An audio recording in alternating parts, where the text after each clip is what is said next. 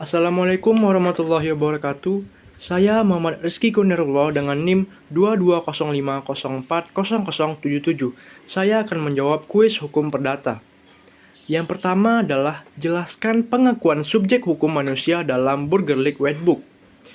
Pengakuan subjek hukum manusia dalam BW mengacu pada pengakuan bahwa setiap individu memiliki kapasitas hukum penuh, yang berarti mereka memiliki kemampuan untuk memiliki hak dan kewajiban hukum yang sah. Dalam konteks ini, seseorang dianggap sebagai subjek hukum yang memiliki kemampuan hukum untuk melakukan tindakan hukum, seperti membuat perjanjian, memiliki properti, dan bertindak dalam kapasitas hukum lainnya. BW biasanya mengakui subjek hukum manusia sebagai individu yang telah mencapai usia dewasa, yang berarti mereka telah mencapai usia di mana mereka dianggap mampu untuk bertindak secara hukum dan memiliki hak-hak serta kewajiban yang menyertainya. Batas usia dewasa bervariasi, seringkali berkisar antara 18 hingga 21 tahun. Selain itu, BW juga mengakui bahwa subjek hukum manusia dapat memiliki kemampuan hukum terbatas dalam beberapa situasi tertentu. Misalnya, seseorang yang memiliki keterbatasan mental atau intelektual mungkin dianggap memiliki kemampuan hukum yang terbatas dan mungkin memerlukan perlindungan hukum tambahan. Dalam hal ini, sistem hukum dapat menunjuk wali atau pengampu untuk melindungi kepentingan hukum individu tersebut. Pengakuan subjek hukum manusia dalam BW adalah prinsip fundamental dalam hukum perdata yang menjamin bahwa setiap individu memiliki hak-hak dan kewajiban hukum yang diakui dan dilindungi oleh hukum. Hal ini memungkinkan individu untuk berpartisipasi dalam aktivitas hukum, menjalankan perjanjian, dan melindungi hak-hak mereka di hadapan pengadilan jika terjadi sengketa hukum. Yang kedua adalah jelaskan teori fikti dan teori organ terkait badan hukum sebagai subjek hukum perdata. Yang pertama adalah teori fiksi. Teori ini menyatakan bahwa subjek hukum yang sebenarnya adalah manusia, sementara badan hukum adalah bukan manusia, sehingga ada beberapa karakteristik manusia yang tidak dimiliki oleh badan hukum. Badan hukum dijadikan subjek hukum karena alasan penyerupaan atau pengandaian semata. Inilah inti dasar dari teori fiksi tersebut. Sedangkan teori organ, menurut Otto von Guericke, badan hukum merupakan sebuah entitas sejati yang bisa melakukan pergaulan atau muamalah dalam tataran hukum guna mewujudkan kehendaknya melalui instrumen organ yang dimilikinya atau pengurus. Berbekal teori ini, apabila terjadi kasus merugikan pihak lain, maka organ atau divisi bidang yang melakukan tindak kerugian itulah yang dipandang bertanggung jawab melakukan ganti rugi. Oleh karenanya, ia berhak dibubarkan dan pihak yang berada di divisinya siap untuk dipecat atau dimutasikan. Sebaliknya, apabila terjadi kasus yang merugikan divisi atau organ tersebut, maka organ divisi ini berhak untuk melakukan penuntutan sehingga berlaku sebagai subjek hukum.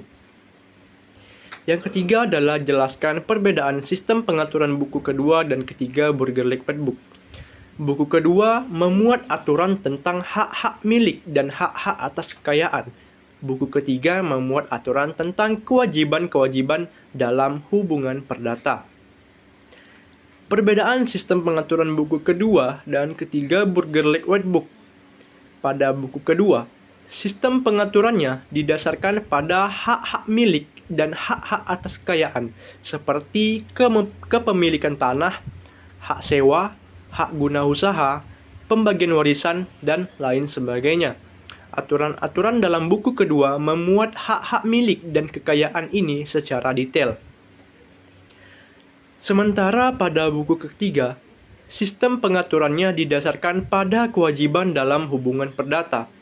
Aturan-aturan dalam buku ketiga ini lebih mengarah pada tanggung jawab hukum, kewajiban perdata, pembayaran utang, dan lain-lain. Dengan demikian, perbedaan utama antara sistem pengaturan buku kedua dan ketiga adalah pada objek pengaturnya. Buku kedua menekankan pada hak-hak milik dan kekayaan, sedangkan buku ketiga menekankan pada kewajiban hukum. Yang keempat, Sebutkan dan jelaskan asas-asas hukum perkawinan dalam Undang-Undang Nomor 1 Tahun 1974 tentang perkawinan. Yang pertama adalah tujuan perkawinan, membentuk keluarga yang bahagia dan kekal. Yang kedua, perkawinan sah bila dilakukan menurut hukum masing-masing agama dan kepercayaan. Perkawinan harus atau wajib dicatat menurut peraturan perundang-undangan yang berlaku. Yang ketiga, monogami. Namun, bila dikehendaki karena hukum agama, suami dapat beristri lebih dari seorang. Yang keempat, suami istri harus telah masak jiwa raganya untuk melangsungkan perkawinan. Yang kelima, mempersukar perceraian. Yang keenam, hak dan kedudukan istri seimbang dengan hak dan kedudukan suami di dalam kehidupan rumah tangga dan dalam pergaulan masyarakat. Yang ketujuh, perkawinan berikut segala sesuatu yang berhubungan dengan perkawinan yang terjadi sebelum undang-undang ini berlaku adalah sah. Yang kelima adalah jelaskan apa yang dimaksud dengan benda dan hak kebendaan. Pengertian benda atau zat secara yuridis adalah segala sesuatu yang dapat dihaki atau yang dapat menjadi objek hak milik menurut BW pasal 499. Dalam hukum perdata, benda lazimnya disebut sebagai objek hak atau zat berhadapan dengan subjek hak, yaitu badan pribadi atau person. Contoh benda tidak bergerak, contohnya adalah tanah. Hak kebendaan, yaitu hak yang melekat atas suatu benda atau disebut hak atas benda. Hak atas benda lazimnya disebut hak kebendaan. Hak kebendaan ialah hak yang memberikan kekuasaan langsung atas suatu benda dan dapat dipertahankan terhadap siapapun juga. Contohnya adalah hak milik dan hak cipta. Yang keenam, jelaskan sumber perikatan dalam Burgerlijk Wetboek. Sumber perikatan dalam Burgerlijk Wetboek adalah yang pertama, undang-undang. Perikatan dapat terbentuk berdasarkan undang-undang yang berlaku, seperti perjanjian jual-beli, sewa-menyewa, atau pinjaman. Yang kedua, kesepakatan. Perikatan dapat terbentuk melalui kesepakatan antara dua pihak, seperti perjanjian kerjasama atau perjanjian kemitraan. Yang ketiga, perbuatan melawan hukum. Perikatan juga dapat terbentuk melalui perbuatan melawan hukum, seperti penggelapan atau penipuan. Yang keempat, perbuatan sehari-hari. Perikatan dapat terbentuk melalui perbuatan sehari-hari, seperti membayar barang belanjaan di toko atau membayar uang parkir. Yang kelima, keadilan dan kebiasaan. Perikatan juga dapat terbentuk berdasarkan keadilan dan kebiasaan, seperti pembayaran ganti rugi dalam kasus kecelakaan atau kewajiban untuk membayar uang pensiun. Yang keenam, keputusan pengadilan. Perikatan dapat terbentuk berdasarkan keputusan pengadilan, seperti keputusan yang mengatur hak dan kewajiban dalam perkara bisnis atau perkawinan. Yang ketujuh, jelaskan wujud prestasi dalam BW, sebutkan juga dasar hukumnya. Pertama, memberikan sesuatu atau membayar harga barang atau menyerahkan kekuasaan atas suatu benda, misal dalam hal jual beli, sewa menyewa, hibah, perjanjian gadai, hutang piutang. Yang kedua, berbuat sesuatu, misalnya memperbaiki barang yang rusak, membongkar tembok, menggosongkan rumah, membangun rumah, melukis lukisan untuk pemesan. Yang ketiga, tidak berbuat sesuatu, misalnya adalah perjanjian tidak mendirikan bangunan, tidak membuat tembok yang tingginya mengganggu pemandangan. Perjanjian tidak akan menggunakan merek dagangan tertentu. Prestasi menurut ketentuan pasal 1234 KUH Perdata adalah setiap perikatan untuk memberikan sesuatu, untuk berbuat sesuatu, atau tidak berbuat sesuatu. Dengan demikian, wujud prestasi itu adalah memberikan sesuatu, berbuat sesuatu, atau tidak berbuat sesuatu.